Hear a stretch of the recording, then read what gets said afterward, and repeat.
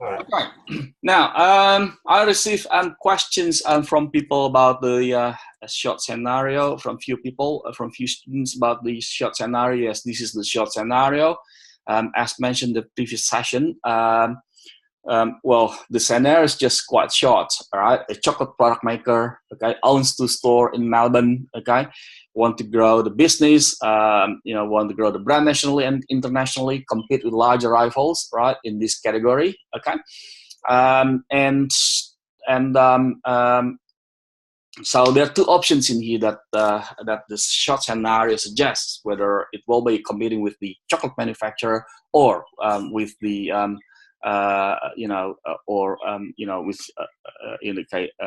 competing in the specialty store. Okay, and it also suggests that this business considers selling through Coles, Woolworths, Aldi's, all right, and that's the type of scenario that we have. Okay, well, the bad news is yes, I agree that it is, it only contains a short scenario, little information. Okay, the good news is we can make our own, we can build on from there to, as long as it is sensible, and we support it with our analysis, that works, right? And if you look at the tasks, okay, well, I do not, in my recommendation, my advice, I structure that as introduction, and then microenvironment, and consumer behavior. Okay, so macro environment should be fine, I believe, because it is applicable to most businesses. Make sure that we analyze pests, okay, for macro environment. If you use if you want to use the other tools such as 4 or 5 forces, that is fine. Okay, go for it. Okay, use it, but please make sure that you also include pests. Okay, on top of pests, you can also add with 4 or 5 forces. Okay, and microenvironment, they mention here public and suppliers. All right, so the issue about the company itself, right, is not a lot actually. So if we spread marks, right, the company itself as part of the micro-environmental actor does not contribute that much actually. So I would suggest that please, do not worry about the information about the company. Okay, but yes, we do need to know some directions based on the environmental forces that we analyze. Okay, and consumer behavior or the buyer behavior in here is also quite critical for us to understand. So we need to analyze the factors affecting consumer decision. Okay, and the competitor analysis is another critical information that we need to analyze. Okay, so that's basically the main points. Now, Ed, I think in the beginning we discussed about the 4 or 5 forces. You're pretty okay with that, Ed? Yeah, I think with regards to the word count, I think it might be a bit tight to try and use both pest and the 5 forces. I think the 5 forces I'll probably skip and just stick with the pest. Right. Okay. Well, it's hard for me to comment on it. If that's the case, then if you don't have enough word limits, you may want to skip the SWOT analysis if that's the case, because if you look at that, SWOT is not in in it. So hopefully that allows you to have more words that you can use. And the concept itself, the 4 or 5 forces itself, is fine for you to focus on the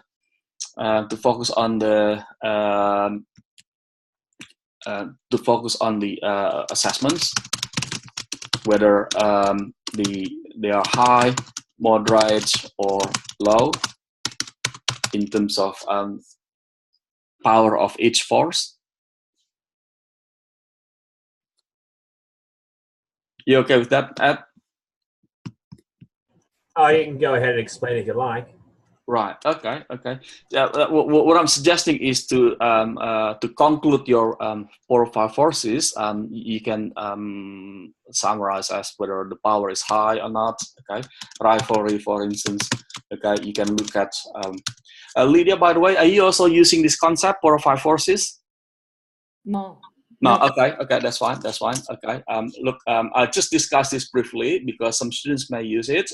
Ed mentioned to me that he's planning to use it.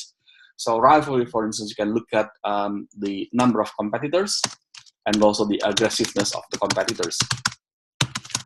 If you find some industries may only have less than 5 competitors, but they may be aggressive. So if that's the case, then the rivalry is high, okay?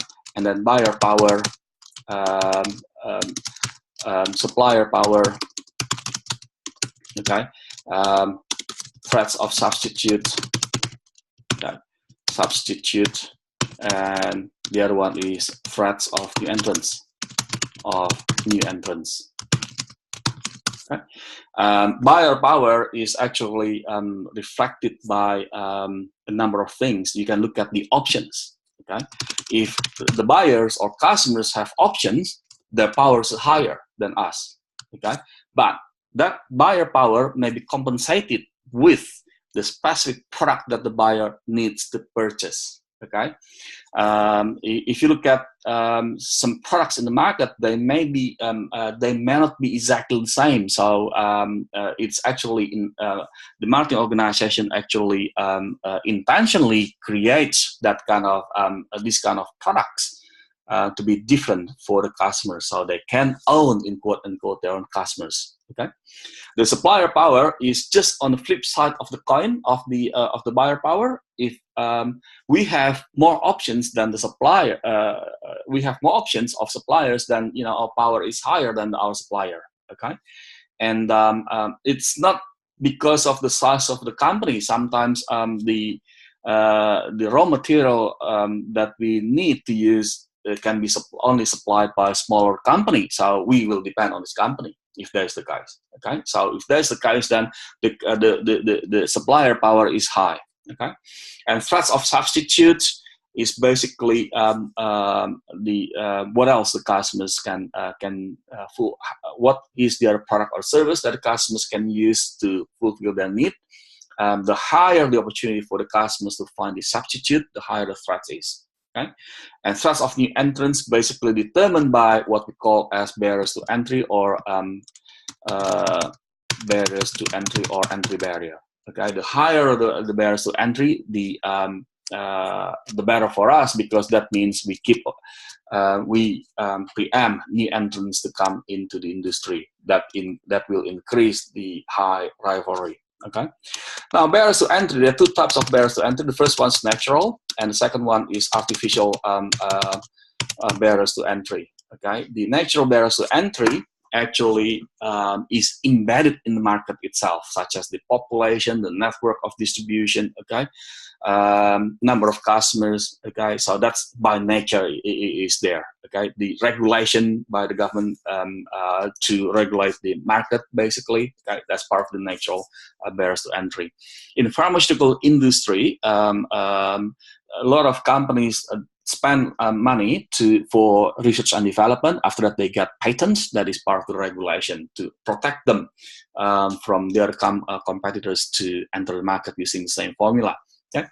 Artificial barriers to entry basically is made by the company through their strategies. Okay, when they introduce new products, when they are getting more aggressive in advertising campaign, for instance, they increase the barriers to entry. Okay, so they are basically 5 forces in a nutshell. So again, if we use this model, focus on summarizing this, your analysis towards a high, moderate, or low. Okay, right. So that's basically the 4 or 5 forces. Hopefully, that gives you a bit of idea in terms of using it.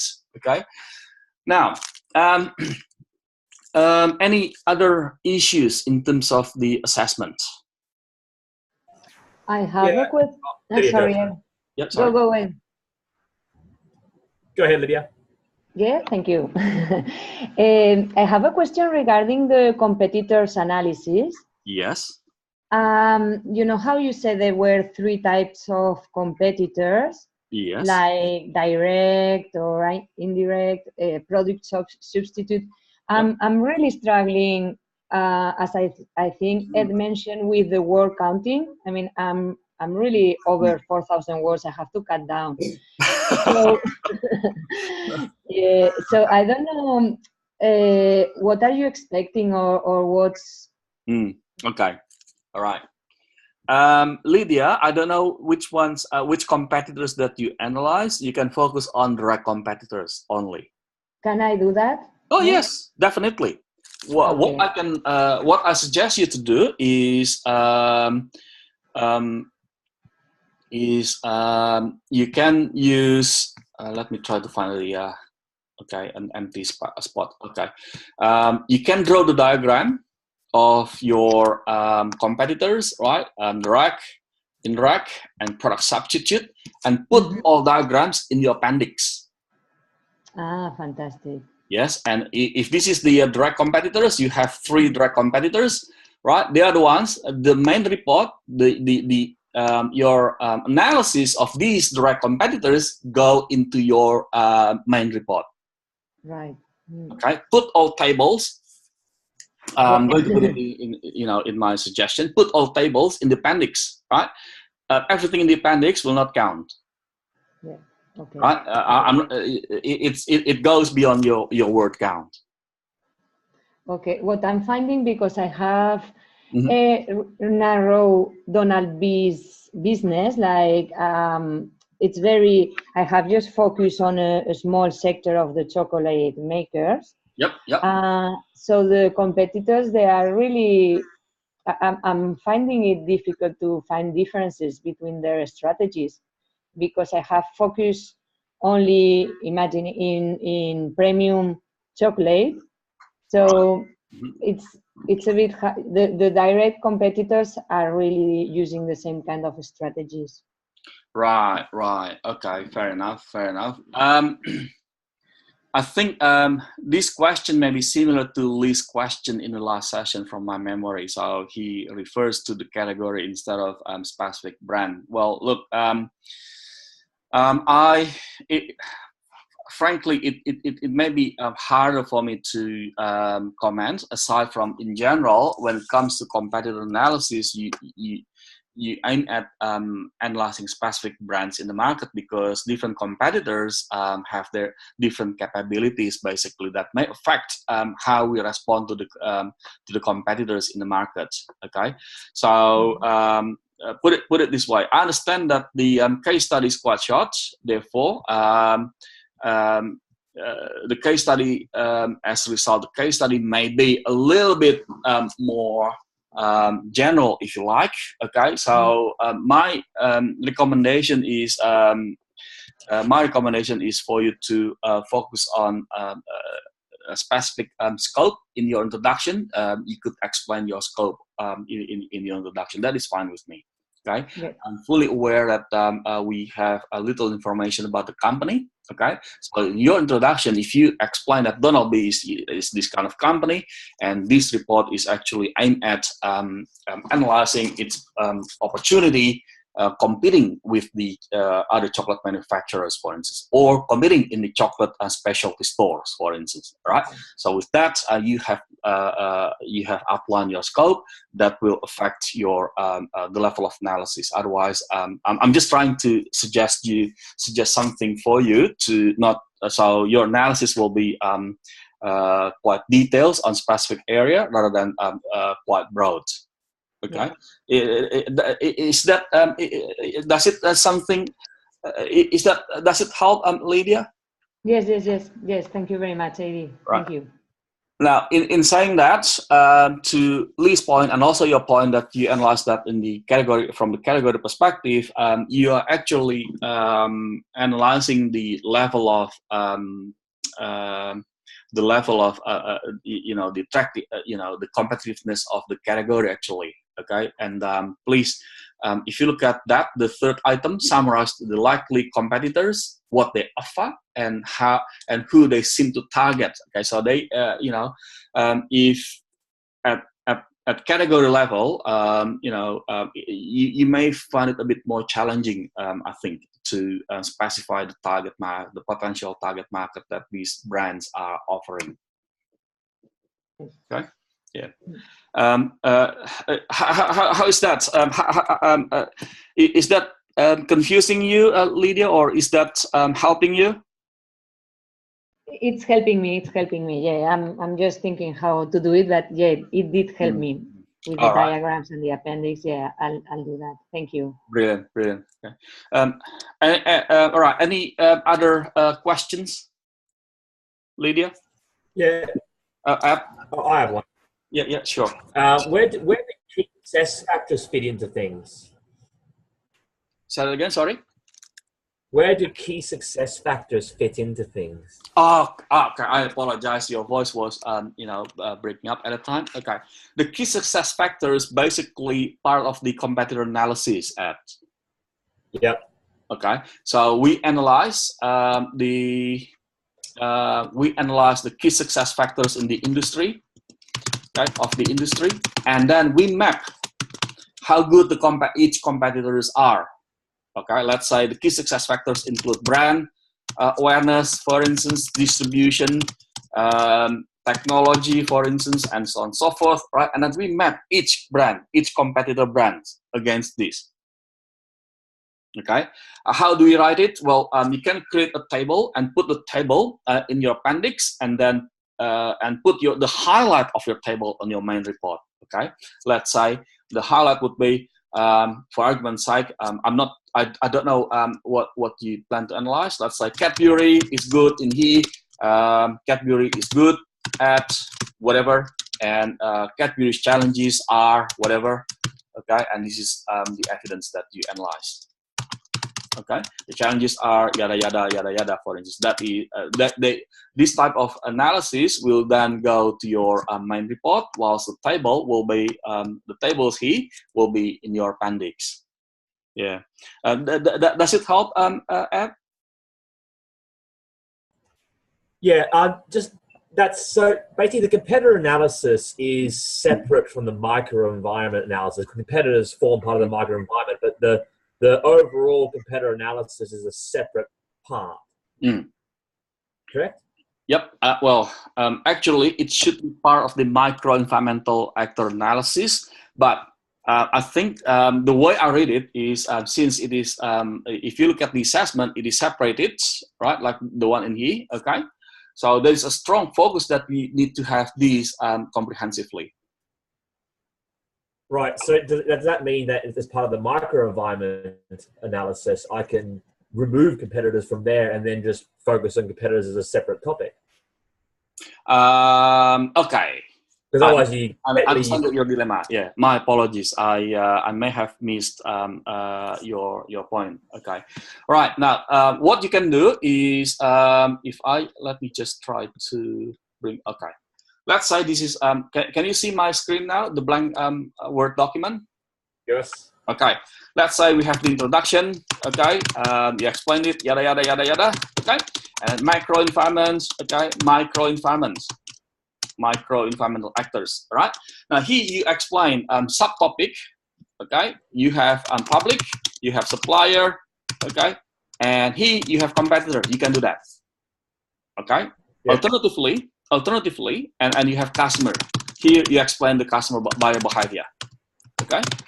That's an option for you, all right? The other option is these guys, the competitor, you put it in a different section. Okay, that's fine. Okay, that's fine. Something like that. Either one is fine for me.